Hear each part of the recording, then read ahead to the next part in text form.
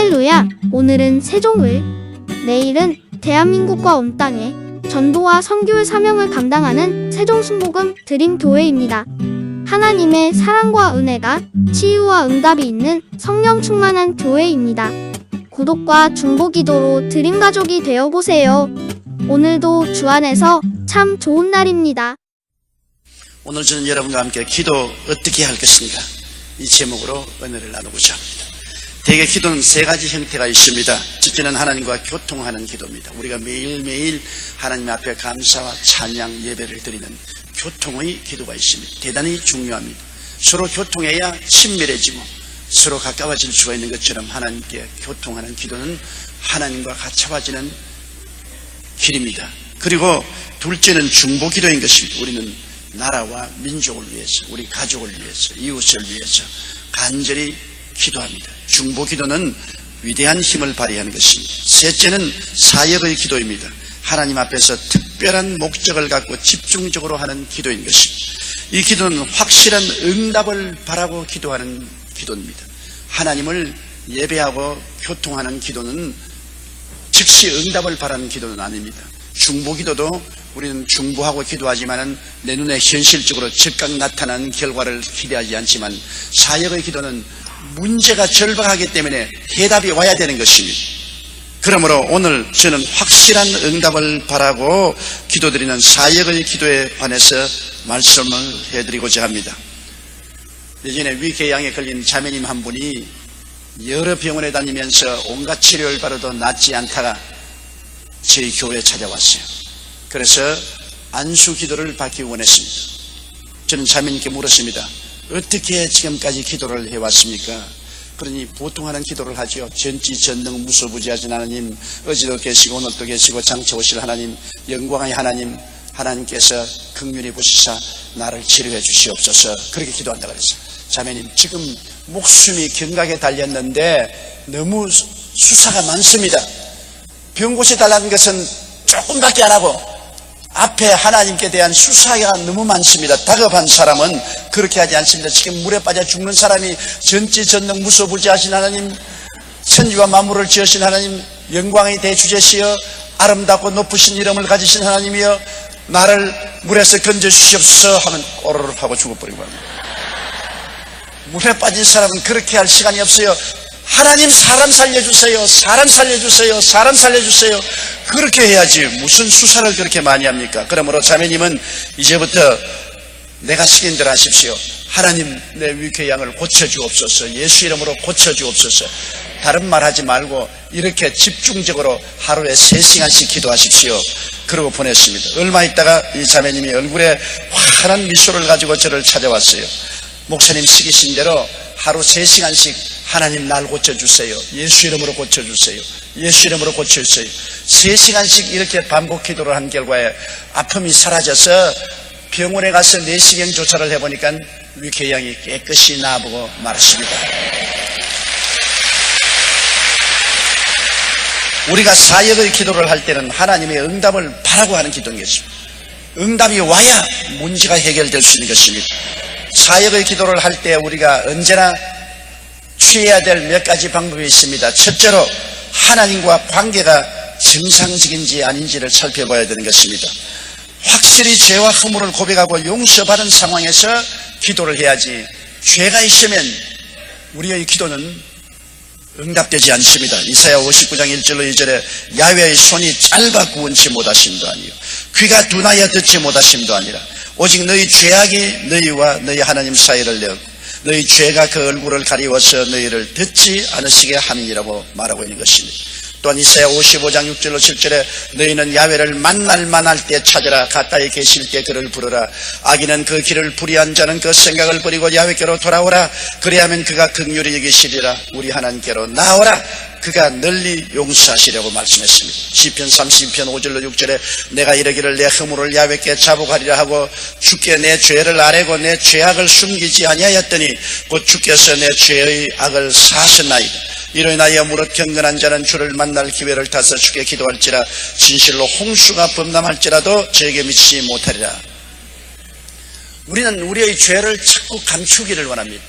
하나님 앞에 우리 죄를 감추면 하나님 앞에 긍휼을 받지 못합니다. 그러나 하나님 앞에 나가서 무릎을 꿇고 우리 마음을 열어놓고 죄를 회개하면 하나님은 우리 죄를 용서하시고 하나님과 우리 사이에 막힌 담을 다 제껴버리는 것입니다. 사람이 사역 기도를 할 때 하나님의 응답을 꼭 받아야 할 때는 마음에 아무 거친 것이 없어야 되는 것입니다.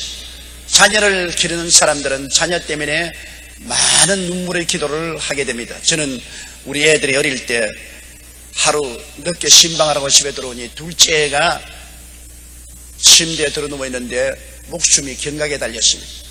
학교에서 애들과 같이 놀다가 나가서 번데기를 사 먹었습니다. 그때는 별로 먹을 것이 없기 때문에 번데기 장사가 학교 주위를 다니면서 뻔 하보더라고요.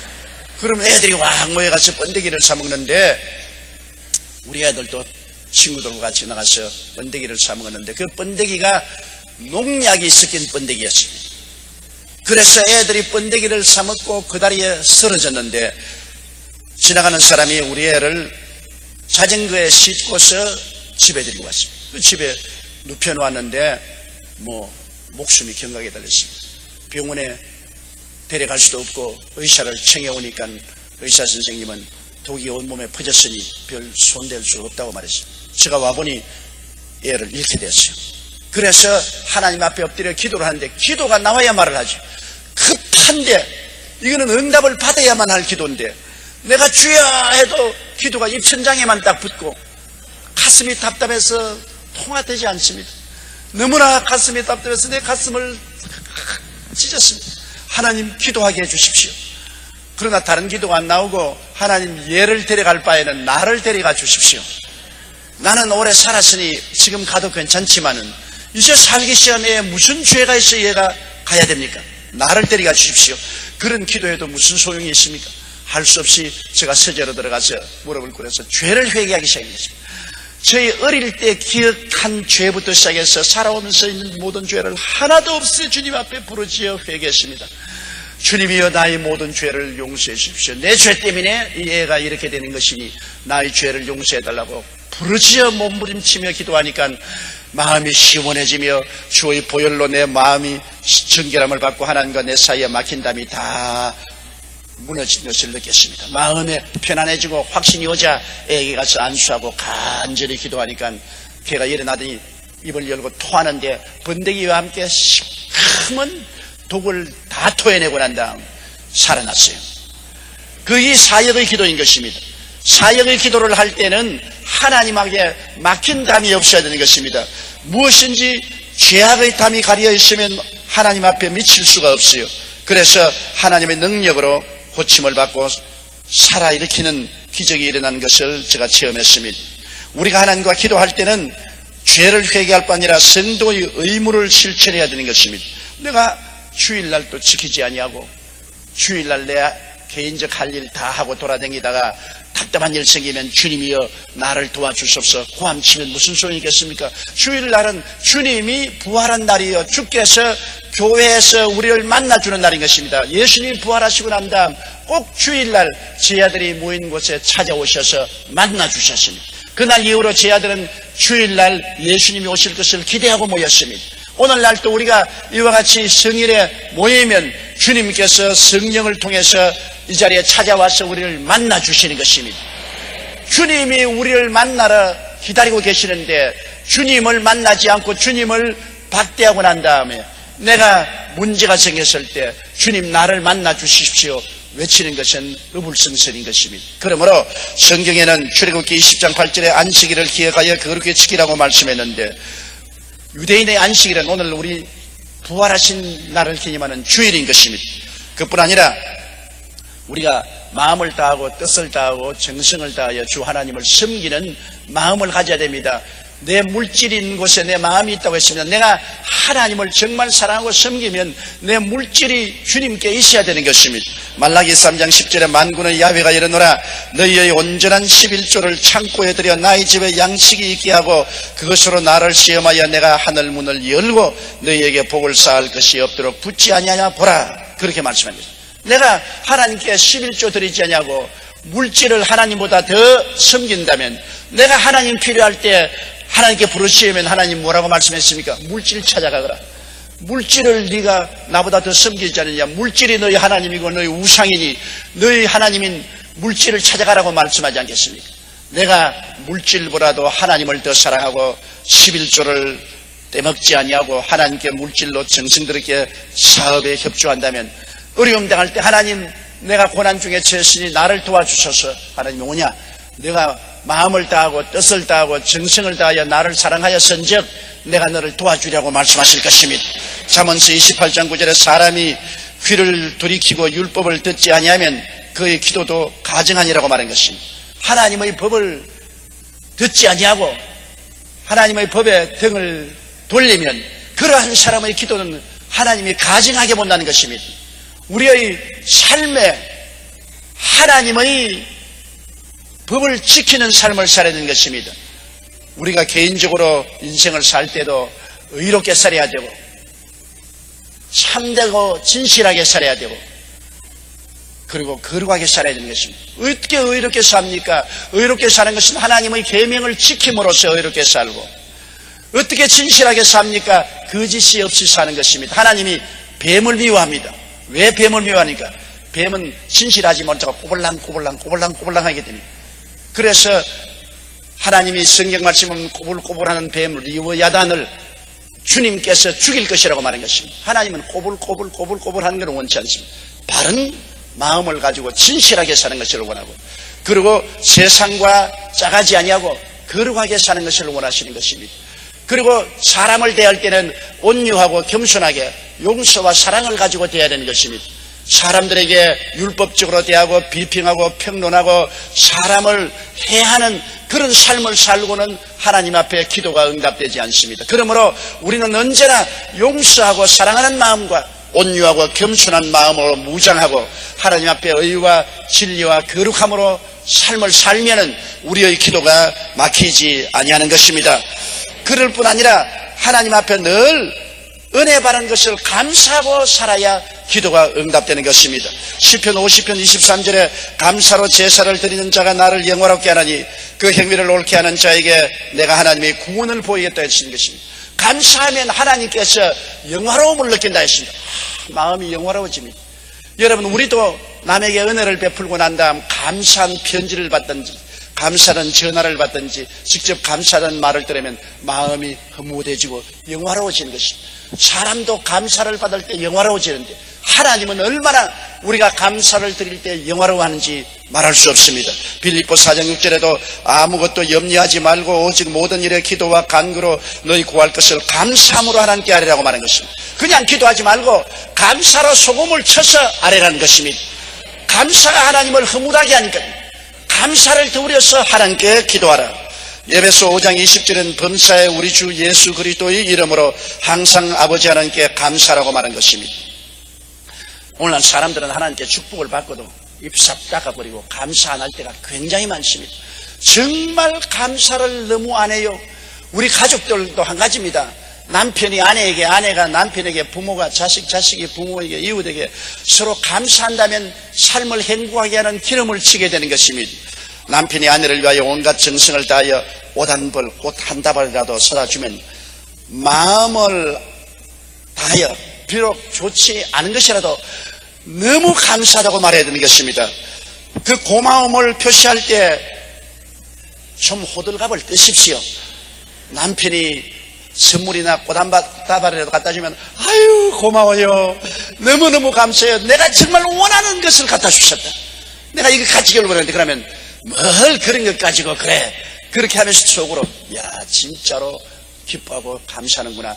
앞으로 종종 더 잘 해줘야 되겠다. 그런 생각할 것 아닙니까? 어떠한 남편은 부인에게 모처럼 돈을 모아서 옷 한 벌을 사다 주니까 부인이 받아가지고서 아무 말도 안 하고 농장에 넣더랍니다. 그래서 좀 입어보라. 그러니까 나중에 시간 있으면 입어보지요. 그래서 그 남편이 저게 말하기를 내가 다시는 옷 안 사주기로 결심을 했다고. 옷을 사주면 깡충깡충 뛰고 좋아하고 그 자리에서 입어보고 거울 앞에 서보고 남편 앞에도 좋으냐 안 좋으냐 그렇게 해주면 자기가 사준 보람이 있어 더 사주겠는데 그냥 아무 말도 안 하고 받아가지고서 농장에 갖다 둬버리고 한번 입어보라니까 나중에 시간이 나면 입어보더니 사준 보람이 없다는 것입니다. 사람도 감사할 때 더 잘해주고 싶은 생각이 나는 것입니다. 하나님은 말할 필요 없이 우리가 감사로 제사를 드리면 큰 영화로움을 느낍니다. 그렇기 때문에 우리가 적고 큰 일에 꼭 감사할 것을 잊어서는 안 되는 것입니다. 감사가 하늘문을 엽니다. 성경에는 하나님의 구원으로 보이리라고 말한 것입니다. 난 우리 교회 자매님 한 분이 내게 와서 이런 간증하는 것을 들었습니다. 그와 함께 일하는 회사의 자매님인데 청문회 꿈을 가지고 결혼을 했는데 결혼 첫날부터 남편이 알코올 중독자라 혼돈의 만두레가 되어서 잠에 골아떨어졌습니다. 그로부터 시작해서 계속해서 돈만 생기면 술을 마시기 때문에 가정 경제가 엉망입니다. 그래서 생활을 꾸려나가기 위해서 자매님은 직장에 나와서 일을 하게 되었는데 하루가 아닌 10년을 계속해서 술 주정뱅이로 행동을 합니다. 하루는 이 자매님이 우리 교회 나오는 친구 자매에게 이제는 이혼해야 되겠다. 도저히 살 수가 없다. 이제는 희망이 없다. 그 사람 못 살아서 무슨 희망이 있느냐. 돈만 생기면 술을 마신다. 그래서 이혼하겠다. 그러므로 우리 교회 나온 자매님 말하기를 그렇게 쉽게 이혼하지 마라.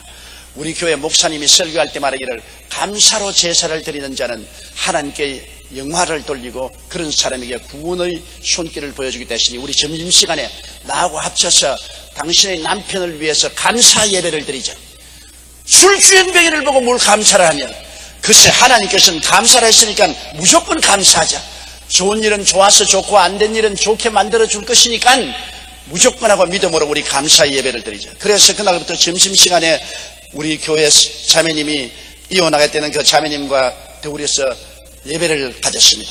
둘이 손을 잡고 하나님 이 술 주정뱅이 된 남편 때문에 감사합니다. 10년을 하루같이 술만 마시는 남편을 위하여 감사합니다. 이런 술 주정뱅이를 주신 것을 감사합니다. 제일 처음에는 그 감사하는 기도가 너무나 마음에 거역되고 좋지 않더랍니다. 그러나 자꾸 감사하니까 나중에 미운 생각이 사라지면서 불쌍한 생각이 생기더란다. 자기도 술의 노예가 되어서 곤돌에 만돌에 저렇게 사니 무슨 인생이냐 불쌍한 생각이 생기더랍니다.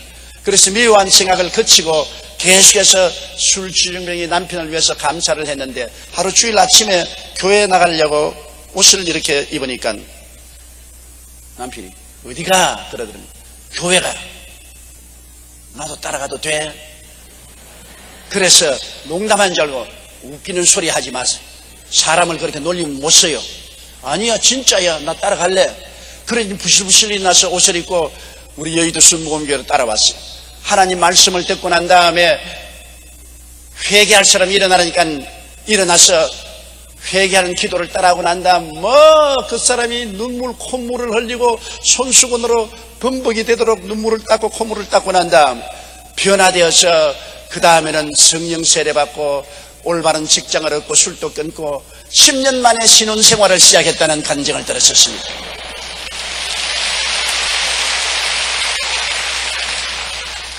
감사가 하나님과 우리 사이에 담을 무너뜨립니다. 감사가 하나님의 귀를 기울이게 만드는 것입니다.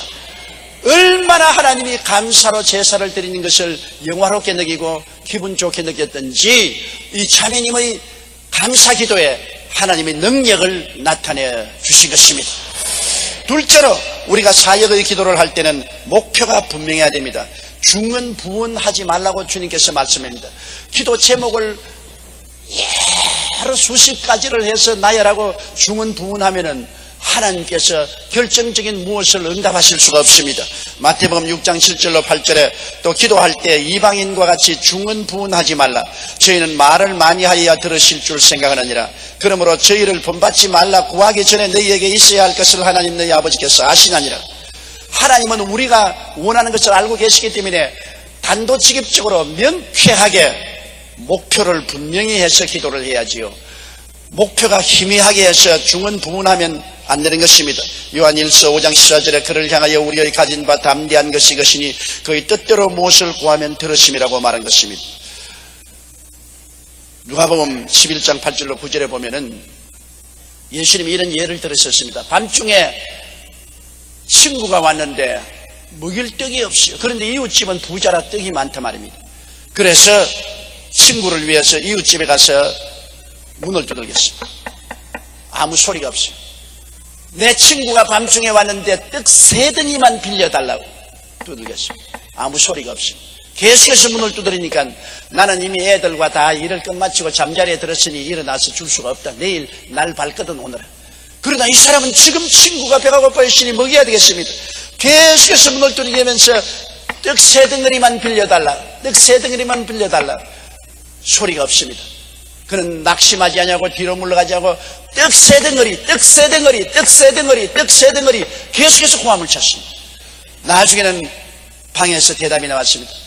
내가 너가 친구이기 때문에 떡 3덩어리 주는 것이 아니라 잠을 잘 수가 없기 때문에 시끄러워 견딜 수가 없다. 그래서 일어나서 떡 3덩어리를 주었다고 주님 말씀하시면서 우리도 그렇게 기도하라고 말한 것입니다. 우리가 기도할 때 막연하게 기도하지 말고 분명한 목표를 가지고 간결하게 부르짖어 기도해야 되는 것입니다. 우리가 기도하면서 언제나 목표가 이루어진 모습을 바라보면서 기도해야 되는 것입니다. 내가 기도하면서 막연하게 그냥 이루어진 모습을 바라보지 않고 기도하면 힘이 없습니다. 바라봄의 법칙은 얼마나 중요한지 모릅니다. 기도할 때 이루어진 모습을 바라봅니다. 성경에는 주께서 말씀하기를 누구든지 이 산들을 명하여 저 바다에 던지려 하고 그 말한 것이 이룰 줄 마음에 믿고 의심하지 않으면 그대로 되리라. 그게 보십시오. 분명히 이 산을 저 바다로 던져져라고 마음에 바라보면서 기도하는 것입니다. 막연한 기도가 아닙니다. 이 산이고 저 바다입니다. 분명히 마음속에 그를 바라보고 기도하는 것입니다. 여러분, 아브라함은 이 바라봄의 법칙을 사용한 대표적인 믿음의 조상인 것입니다. 창세기 13장 14절로 15절에 보면 야훼께서 아브라함에게 이르시되 너는 눈을 들어 너 있는 곳에서 동서남북을 바라보라. 보이는 땅을 내가 너와 내 자손에게 주리니 영원하리라. 가나안 땅을 하나님께서 아브라함에게 그냥 준 것이 아니라 동서남북을 바라보고 가나안 땅을 주장하라. 그러면 이것을 너와 내 자손에게 주리니 영원하라고 말한 것입니다. 바라봄의 법칙인 것입니다. 아브라함의 나이 85세가 되고 그 아내가 75세가 되어 자녀를 얻지 못할 때 하나님께서는 아브라함을 불러내어서 밤중에 별들을 헤아리게 했습니다. 창세기 15장 5절로 6절에 하늘을 우러러 뭇별을 셀 수 있나 보라. 또 그에게 이르시되 내 자손이 이와 같으리라. 아브라함이 야훼를 믿으니 야훼께서 이를 그의 의로 여기시다. 바라봄의 법칙입니다. 그냥 막연하게 하나님이 자손 주겠다고 말하지 않습니다. 하늘의 별들을 헤아보라. 별들을 하나 둘 셋 넷 헤으니까 하나님이 너희 자손이 저 별들처럼 많을 것이다. 별들을 통하여 자손들의 얼굴과 숫자를 아브라함은 바라보았던 것입니다. 바라봄의 법칙은 우리의 마음속에 신앙을 강화시키는 것입니다. 그러므로 기도할 때 우리가 이루어진 모습을 바라보아야 되는 것입니다. 아무것도 없는데 어떻게 바라봅니까? 성경에는 하나님은 죽은 자를 살리시며 없는 것을 있는 것 같이 말씀하신 하나님이라고 하셨습니다. 없는 것을 있는 것처럼 바라보고 기도해야 되는 것입니다. 저는 늘 마음속에 하나 잊어버리지 않는 것은 옛날에 제가 독일에서 집회를 하고 공항에 나가서 한국으로 돌아온 비행기를 타려고 하는데 독일 목사님들이 몇 명이 찾아왔어요. 저보고는 목사님 떠나기 전에 요청할 것이 있습니다. 뭐냐? 우리가 선교 사업을 하는데 자동차가 꼭 필요한데 목사님 자동차 한 대 사주십시오. 그래서 독일 사람 우리보다 잘 사는데 당신들이 자동차 사지만 내게 자동차를 구하냐. 독일 사람은 잘 살지만 독일 목사는 잘 못 삽니다. 목사님은 세계 최대의 교회를 가지고 있고 기도 용사니까 우리에게 요번 자동차 한 대 사주십시오. 그래서 제가 나는 자동차 사줄 수 있는 돈이 지금 없거니와 자동차를 하나님께로부터 구할 수 있는 길을 예비해 주겠다. 수치벌레야. 수치벌레요. 그래서 자동차 몇 대를 원하냐? 한 대입니다. 한 대. 어떤 차를 원하느냐? 트럭을 원하느냐? 봉고차를 원하느냐? 그렇지 않으면 승용차를 원하느냐? 봉고차를 원합니다. 봉고차라고 적어라. 그러면 그 다음 어떤 색깔을 원하느냐? 회색깔, 검정 색깔, 파란 색깔, 파란 색깔 적어라. 그러면 이 시간에 눈을 한번 감아보라. 눈을 감아요. 당신 자동차가 보이느냐? 아, 파란 색깔의 봉고차가 보입니다. 그렇지. 그것을 바라보고 기도하라. 끊임없이 그 차가 이미 하나님이 주신 것을 마음속에 바라보고 기도하라. 그러고 난 다음 기도해주고 떠났는데, 그 다음에 제가 프랑크푸르트에 가니까 그 목사님들이 비행장에 나를 마중하러 나왔습니다. 그리고 내 짐을 봉고차에 실으면서 이 차 이름이 뭔지 압니까? 그래서 무슨 차니까 조용기라 그럽니다. 차에다가 내 이름을 붙였어요. 그렇게 기도하고 난 다음에 하나님이 응답해 주셔서 그 차를 구했다는 것입니다. 바라봄의 법칙이란 굉장히 중요합니다. 오스트라리아에 제가 신앙 세미나를 갔을 때 그곳에 있는 목사들이 와서 오스트라리아에는 부흥이 일어나지 않습니다. 부흥은 한국이나 미국에서 일어나지 오스트라리아 사람들은 도박을 좋아하고 운동을 좋아하기 때문에 주일 교회에 나오지 않고 부흥이 안 됩니다라고 그래요. 아무리 제가 믿음에 대한 설교를 해도 믿으려고 하잖아요. 그래서 최후에 제가 말했습니다. 바라봄의 법칙을 사용하십시오. 여러분이 앞으로 3년에서 5년간 여러분 교회가 자라기 원하는 목표를 정하고 그것을 종이에 적으라고 그랬어요. 그래서 저들이 종이를 내어서 기도하고 3년에서 5년 사이에 300명 혹은 500명, 1000명, 많이 적은 사람은 5000명까지 적었습니다. 제가 말하기를 그것을 가지고 사무실에 갖다 붙여놓고 아침에 사무실에 들어올 때도 그걸 바라보고 저녁에 집에 돌아가기 전에 그것을 바라보고 항상 바라보고 그것이 이루어진 모습을 마음에 간직하고 기도하십시오. 그렇게 하면 하나님이 응답해 주실 것입니다. 그들이 내 말대로 그대로 했습니다. 2년 후에 내가 오스트라리아에 가니까 오스트라리아 하나님의 성회 총회장이 저기 와서 말하기를, 목사님이 그 말씀을 하시기 전에 10년 동안 우리 하나님의 성회는 교회 하나 생겼다가 하나가 문 닫음으로 0% 성장했는데, 목사님이 그 설교를 듣고 2년 만에 우리 하나님의 성회는 모든 교회가 100% 성장했습니다. 바라봄의 법칙입니다. 여러분, 이것을 우습게 생각하지 마십시오. 바라봄의 법칙이 중요하지 않다면 하나님께서는 왜 아브라함에게 늘 바라봄의 법칙을 사용하라고 했습니까? 어떠한 사람들은 제가 이 바라봄의 법칙을 사용하라고 한다고 비난하는 말을 하는 것도 제가 들었습니다. 그러나 하나님께서는 우리가 기도할 때 분명한 목표를 설정하고 그것이 이룬 것을 바라보고 기도하기를 원하시는 것입니다. 바라봄의 법칙을 사용하십시오. 셋째로, 우리가 기도할 때 확실히 이룰 줄 믿어야 되는 것입니다. 기도하면서도 마음속에 될까 안 될까 자꾸 의심을 하면 안 되는 것입니다. 자꾸 의심이 생기는데 어떻게 합니까? 여러분, 믿음이라는 것은 선택의 있습니다. 내가 믿겠다고 선택을 하면 믿는 것입니다. 내가 의심하겠다고 생각을 하면 자꾸 의심하게 되는 것입니다. 나는 사나 죽으나 믿겠다. 나는 의심을 받아들이지 않는다. 마음의 결정을 내리면 의심은 예수 이름으로 물리쳐버리고 믿음으로 설 수가 있는 것입니다. 야고보서 1장 6절로 7절에 오직 믿음으로 구하고 조금도 의심하지 말라. 의심하는 자는 마치 바람에 밀려 요동하는 바다 물결 같으니 이런 사람은 무엇이든지 죽게 얻기를 생각하지 말라. 여기에 의심하지 말라고 명령했습니다. 우리 마음에 의심하지 않겠다고 결심하면 의심을 받아들이지 않을 수 있기 때문에 그렇게 말한 것입니다. 베드로 보십시오. 예수님이 물으러 걸어오실 때 주시면 나라고 물으러 걸어오게 하소서 예수님이 오라고 하니까 그가 예수님만 바라보고 의심하지 않고 걸어갈 때 물으러 베드로가 걸었습니다. 사람으로서 물으러 걸은 것은 처음입니다. 그런데 일진 광풍이 불어오고 물보라가 얼굴을 치니 그만 예수님을 바라보던 눈을 돌이켜 파도를 바라보고 두려워했습니다. 의심을 했습니다. 그 결과 베드로는 물에 빠졌습니다. 그때 예수님께서 뭐라고 하셨습니까? 믿음이 적은 자여 왜 의심하였느냐? 의심하는 사람은 믿음이 적은 사람인 것입니다. 그러나 의심을 팽개치고 굳세게 주님을 바라보면 믿음이 강한 자가 되는 것입니다. 우리가 기도할 때 눈에는 아무 증거 안 보이고 귀에는 아무 소리 안 들리고 손에는 잡히는 건 없어도 마음에 작정을 해야 되는 것입니다. 나는 끝까지 믿겠다. 사나 죽으나 나는 믿겠다. 눈에는 아무 증거 안 보이고 귀에는 아무 소리 안 들리고 손에는 잡히는 건 없어도 나는 믿겠다. 믿음을 결심하는 것입니다. 이거 굉장히 중요한 것입니다. 그러지 않고 중립적인 마음에 있어서 믿을 만하면 믿고 의심이 생기면 의심을 받아들이겠다. 그러한 상황 속에서는 요동한 바다 물결 같아서 아무것도 하나님께 구하여 얻을 수가 없는 것입니다.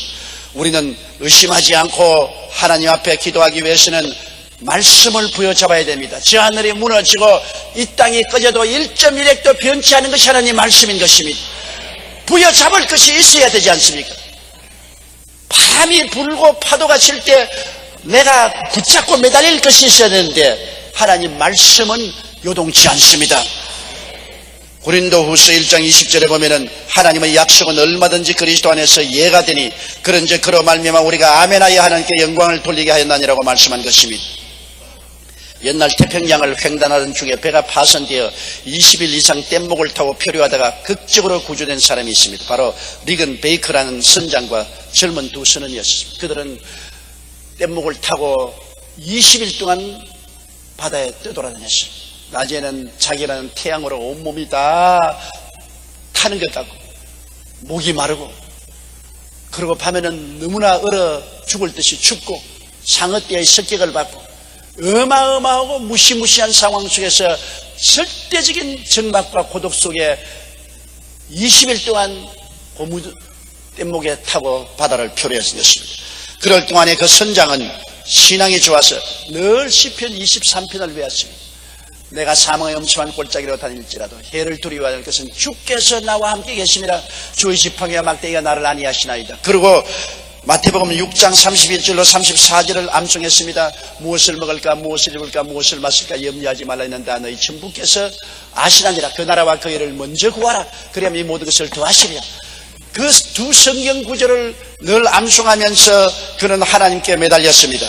그러다 23일 만에 구조되었는데 신문 기자들이 물었습니다. 어떻게 인간의 한계선을 뛰어넘어 23일 동안 바다에서 살아남을 수가 있으냐고 하니까 그 선장은 말하기를 나는 선한 목자 되신 하나님께서 그의 말씀대로 나를 잔잔한 물가로 인도하실 것을 의심하지 않았습니다.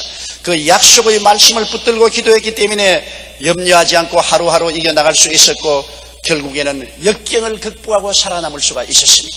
보십시오. 말씀이 얼마나 중요합니까? 믿음은 들음에서 나며 들음은 그리스도의 말씀으로 말미암는다고 말씀한 것입니다. 어떠한 역경에 처해도 말씀을 부여잡고 의심하지 아니하고 하나님께 부르짖어 기도하면 하나님의 역사가 일어나게 되는 것입니다. 그리고 언제나 우리 인간적인 이성으로 생각하면 안 됩니다. 내 이성적으로 생각해 볼 때 이건 불가능하다, 경험적으로 생각해 볼 때 이것은 불가능하다고 생각하면 안 됩니다. 하나님은 기적을 행하시는 하나님이기 때문에 크고 비밀한 일을 행하시는 하나님인 것입니다. 내 상상을 초월해서 하나님의 기적이 일어날 것을 기대해야 되는 것입니다. 에레미야 33장 3절처럼 너는 내게 부르짖으라. 내가 내게 응답하겠고 내가 알지 못하는 크고 비밀한 일을 내게 보여주리라. 우리가 알지 못하는 길을 하나님은 보여주시는 것입니다. 하나님은 자기를 사랑하는 자, 곧 그 뜻대로 부르심을 입은 자들을 위해서 모든 길을 예비해 놓으신 것입니다. 예비해 놓았기 때문에 우리가 하나님의 예비하신 크고 비밀한 일이 나타날 것을 기다려야 되는 것입니다. 이는 힘으로도 되지 않고 능으로도 되지 않은 하나님의 신으로 말미암아 되는 것입니다.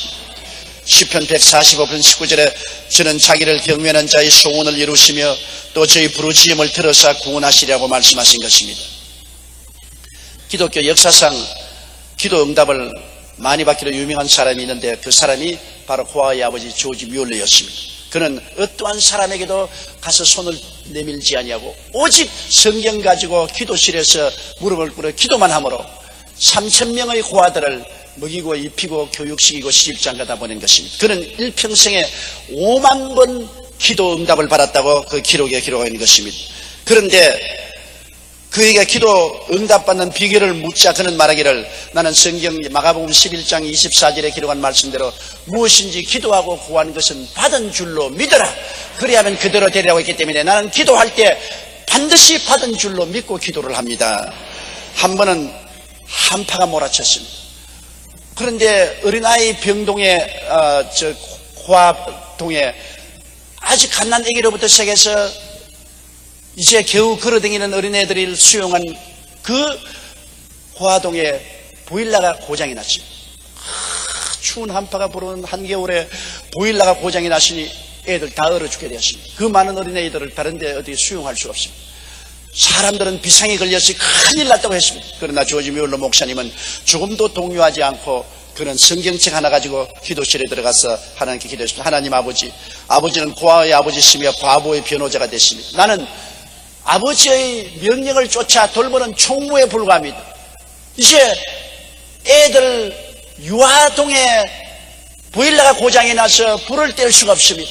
이 한파에 애들 다 얼어 죽게 됐는데 아버지가 자녀들을 안 돌보겠습니까? 하나님, 크고 비밀한 기적을 나타내서 어떻게든지 어린아이들 얼어 죽지 않게 해주시옵소서. 그렇게 기도를 했는데 보일러가 꺼지는 그 시간부터 동풍이 불어오기 시작하면서 영국 전역에 봄이 다가왔어요. 사람들은 이 한겨울에 갑자기 이렇게 봄날같이 따뜻할 수 있냐고 겨울 옷을 농장에 넣고 봄 옷을 끄집어내어서 갈아입었습니다. 그럴 동안에 보일러를 수선했는데 보일러가 다 수선되어서 불을 떼기 시작하자마자 혹한 겨울바람이 불어오기 시작한 것입니다. 하나님이 크고 비밀한 기적을 베풀어 주신 것입니다. 우리 인간의 생각을 초월해서 오늘날 또 하나님은 부르짖는 성도들을 위해서 크고 비밀한 일을 나타내 주시는 것입니다. 그렇기 때문에 우리에게 소망이 있는 것입니다. 우리가 이성적으로 생각할 수 있고 경험할 수 있는 것만 한다면 우리는 절망할 때 어디를 바라봅니까? 그러나 하나님께서는 우리의 상상을 초월해서 기적을 베푸시는 하나님 것입니다. 크고 비밀한 일을 나타내 주시는 것입니다. 넷째로 우리가 사역의 기도를 할 때는 간절한 마음과 집중심이 있어야 되는 것입니다. 뜨거운 마음, 한서린 마음으로 기도를 해야 되는 것입니다. 우리가 기도할 때 그냥 중언부언하고 마음에 냉랭한 마음으로 기도해서는 하나님이 응답하지 않습니다. 마음이 끌어올려야 되는 것입니다. 뜨거운 마음, 한서린 마음이 되어야 되는 것입니다. 누가복음 18장 6절로 8절에 주께서 또 가라사대 불의한 재판관의 말한 것을 들으라. 하물며 하나님께서 그 밤낮 부러지는 택하신 자들의 원한을 풀어주지 아니하시겠느냐? 저에게 오래 참으시겠느냐? 내가 너희에게 이르노니 속히 그 원한을 풀어주시리라. 그러나 인자가 올 때 세상에서 믿음을 보겠느냐 하시니라. 여러분, 사람이 마음에 원한을 품으면 밤낮 잊어버리지 않습니다. 원한이 마음에 있으면 자나 깨나 밥을 먹으나 일을 하나 마음속에 그 원한으로 사무치게 되는 것입니다. 우리가 하나님께 기도 응답을 받고자 하면은 그 뜨거운 마음, 한서린 마음으로 자나 깨나 그것을 잊어버리지 말고 먹으나 일하나 잊어버리지 말고 집중한 마음을 가지고 기도를 해야 되는 것입니다. 성경에 보면 한 과부가 있는데 그가 억울한 일을 당하여서 재판관에게 가서 내 원한을 갚아달라고 했었습니다. 그 재판관은 하나님을 두려워하지 않고 사람을 무시하는 분인데 더구나 과부가 와서 부탁하니 눈도 깜짝하지 않았습니다. 그러나 이 과부는 뜨거운 마음, 원한에 서린 마음으로 자나 깨나 그 재판관의 집 앞에 기다리면서 내 원수에 대한 원한을 갚아달라고 부르짖었습니다. 한동안 무시했으나 너무나 계속함으로 나중에 재판관의 마음이 번뇌스럽고 고통스러워 견딜 수가 없습니다. 내가 하나님을 두려워하지 않고 사람을 무시하나 이 과부가 밤낮 와서 말을 번거롭게 하므로 내가 응답해 주겠다고 해서 그 문제를 해결해 주었다고 말한 것입니다.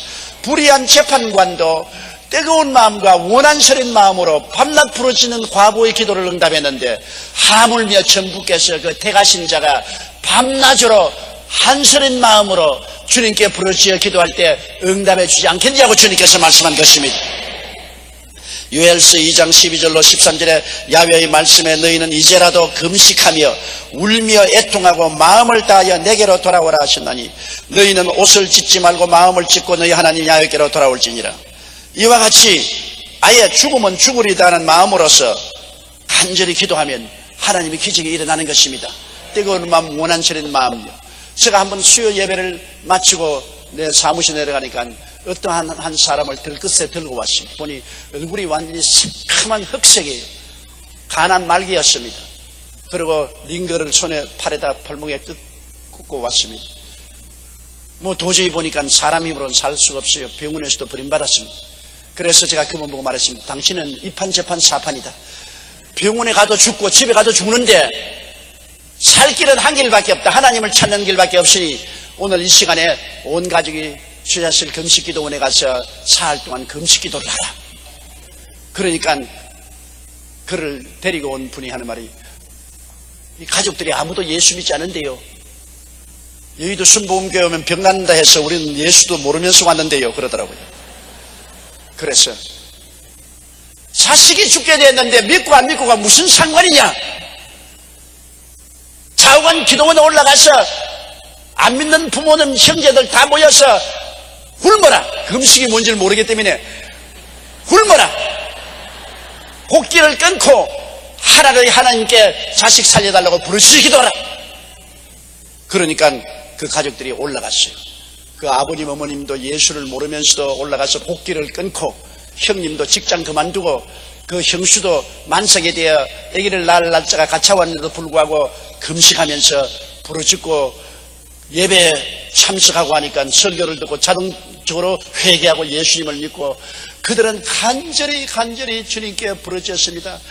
그 사람을 살려달라고 금식하고 몸부림을 치면서 부르짖어 기도했는데, 그만 이 사람이 혼수 상태에 빠졌어요. 이젠 이식이 다 없어지고 숨도 잘 못 쉽니다.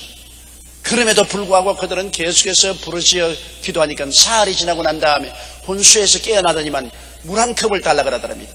그 물 한 컵을 주니까 물을 마시고 난 다음 화장실에 데려달라 그랬어요. 화장실에 데리니까 막 시커먼 피를 계속해서 쏟더니만 그 다음부터 깨끗하게 나와버렸었어요.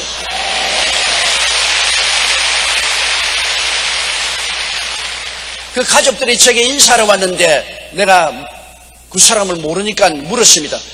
그때 들끝에 눕혀서 온 사람 어떻게 됐어요? 그러니까 옆에 있는 사람이 납니다 그러더라고. 아니 당신이 이렇게 살아났으니. 예, 그때 이후로 살아나서 지금은 모든 것 다 먹고 마시고 편안하고 병원에 가서 조사해봐도 간암이 온데간데 없이 다 사라졌다고 건강하다고 말합니다. 뜨거운 마음으로 한서린 기도를 온 식구들이 다 금식하면서 외치니까 마귀가 떠나가고 하나님의 기적이 일어나게 된 것입니다. 그러므로 우리가 하나님께 기도할 때 냉랭한 마음으로 기도하시면 안 되지요. 그리고 기도하면은 여러분 쉽게 물러가는 사람이 있습니다. 조금 기도하고 난 다음 응답 안 한다고 그냥 집어치우고 물러가는 사람이 있는데, 우리 기도는 싸움입니다. 싸움이 그렇게 쉬운 것 아니지 않아요. 전쟁을 할 때 일진일퇴하면서 끝까지 싸우지 않습니까? 쉽게 물러가면 전쟁에 지지 않아요. 기도는 영적인 전쟁입니다. 사탄하고 싸우는 겁니다. 그 사탄이 쉽게 안 물러가죠. 이미 사탄은 권리를 잃어버린 놈이라도 물러가지 않으려고 발버둥 칩니다. 계속해서 침노해야 되는 것입니다. 성경에는 세례 요한부터 지금까지 천국은 침노를 당하나니 침노한 자가 빼앗는다고 말한 것입니다. 전력을 기울여서 뜨거운 마음과 열정적인 심정으로 기도하되 끝까지 인내해야 되는 것입니다. 히브리서 10장 36절로 38절에 너희에게 인내가 필요하면 너희가 하나님의 뜻을 행한 후에 약속을 받기 위함이라.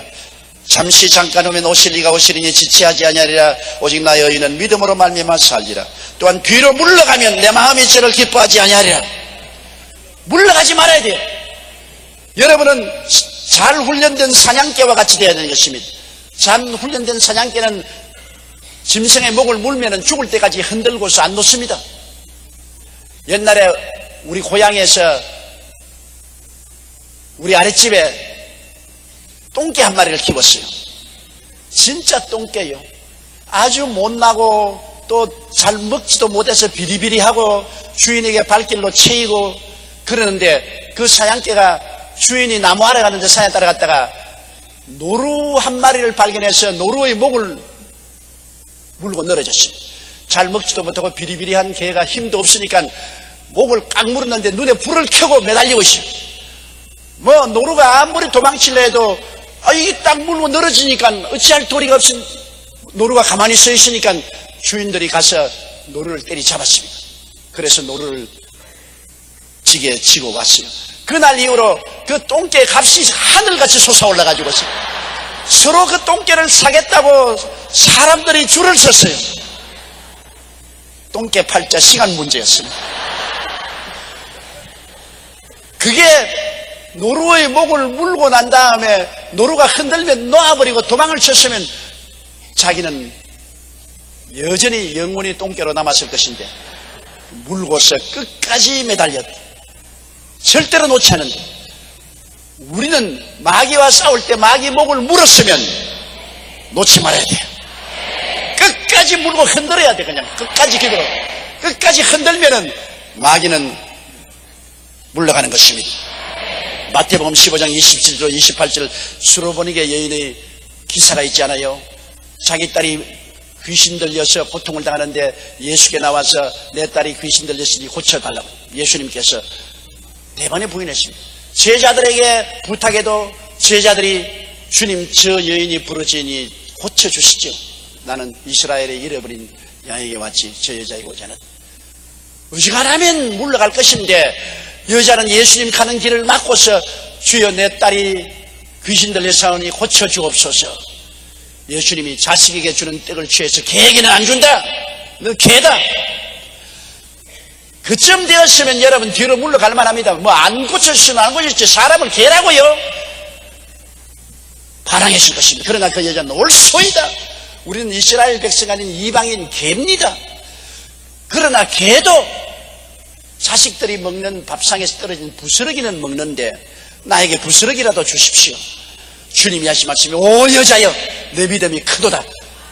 내가 그렇게 말했으므로 너 딸에게서 귀신이 나간다니라. 집에 가보니 그 딸이 고침을 받았습니다. 스로보니게 여인이 아직 이방인의 때가 오지 않아서 주님의 은총을 받을 수 있는 처지에 없었지라도 끝까지 주님께 부르짖고 따라 붙인 결과에 그는 응답을 받았던 것입니다. 기도의 사람인 조지 뮬러에 대해서 제가 여러분께 다시 한번 말하고 싶은 것은 조지 뮬러가 어릴 때부터 자란 5 친구가 있었어요.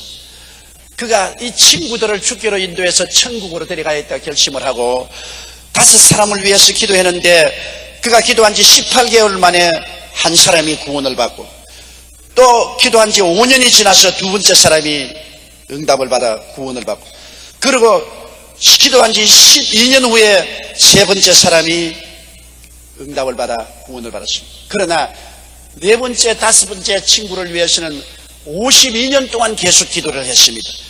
조지 뮬러가 이제 병이 들어 죽게 되었는데 하루 몸이 몹시 아픔에도 불구하고 마지막 설교를 하겠다고 그는 하나님께 기도하고 힘을 얻어 강단에 나가서 마지막 설교를 할 때 그 설교를 듣고 4번째 친구가 구원을 받고 그 다음에는 5째 친구가 구원받는 것을 보지 못하고 조지 뮬러는 세상을 떴습니다.